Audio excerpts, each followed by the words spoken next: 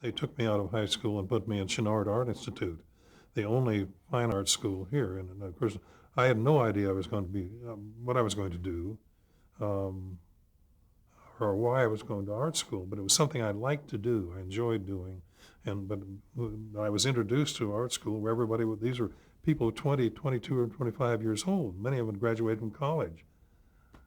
So here I was, and I was about half their height.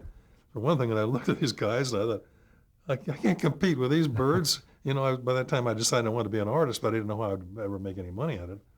And so at the end of the first week, I went home and God, I was so dissolute. I couldn't do anything in high school. I was a failure at 15.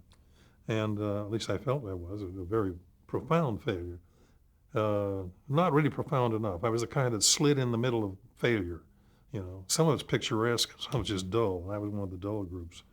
So my uncle, this great uncle that lived with us, and occasionally came up and he said, "You look awful." He said, "What's the matter?" He said, "You look like something the dog had under the front porch."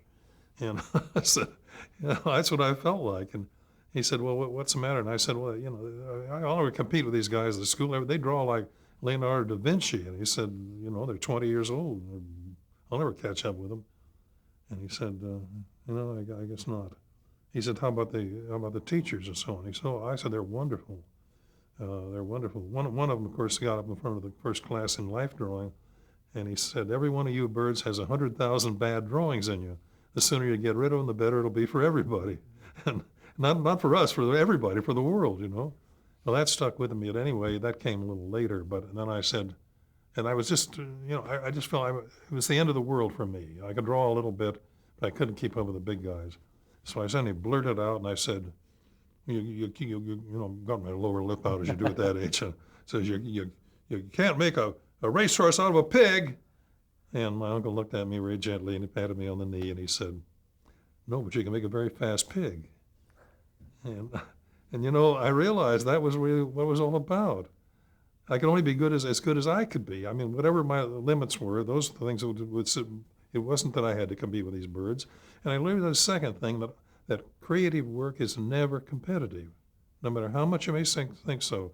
In the world today of animation, in this particular year, there are a bunch of people making features. They're trying to make better features than each other. But that isn't the point.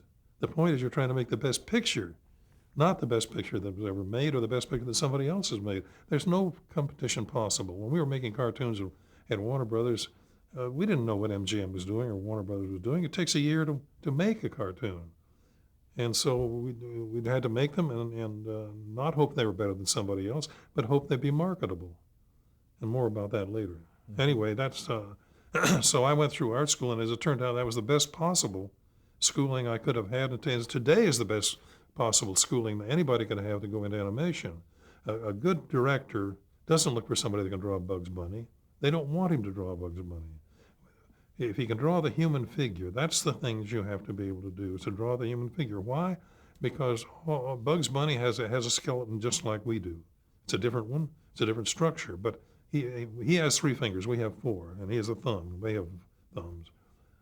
But if you learn the human anatomy, you learn that every animal, every one of the vertebrates, that is animals that have backbones, which I didn't, at least not what I've heard before the principal.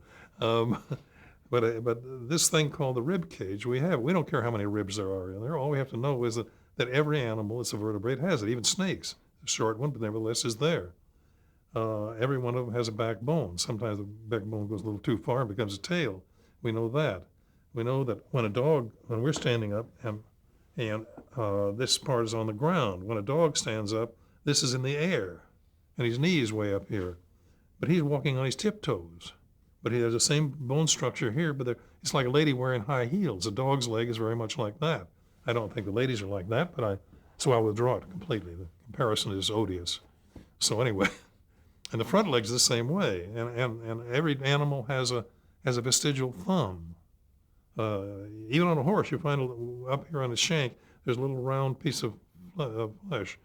And that's what's happened, the poor old thumb.